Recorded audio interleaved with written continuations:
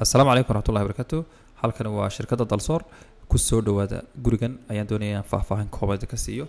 Gurigan dhul ahaan wuxuu ku fadhiyaa 18 mitir iyo 24 mitir, wuxuu haystaa laba wajahadood, waa kaarakoone.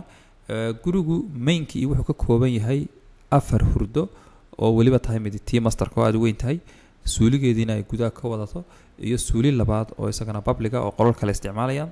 Sidoo kale fadhi iyo cunto waasac oo iyaguna aad weyn buu leeyahay.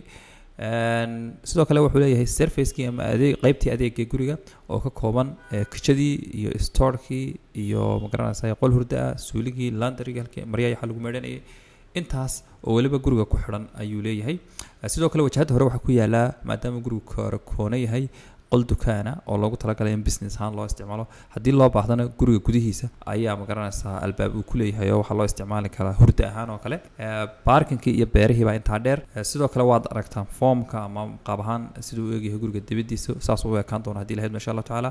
ku soo dhawaadaan leenahay shirkadda Dalsoor, qof kasta oo baahan dhisme nooc doona ha ahaado waxaan ku soo dhaweynaynaa gacmo furan haddii lahayd insha Allah taala.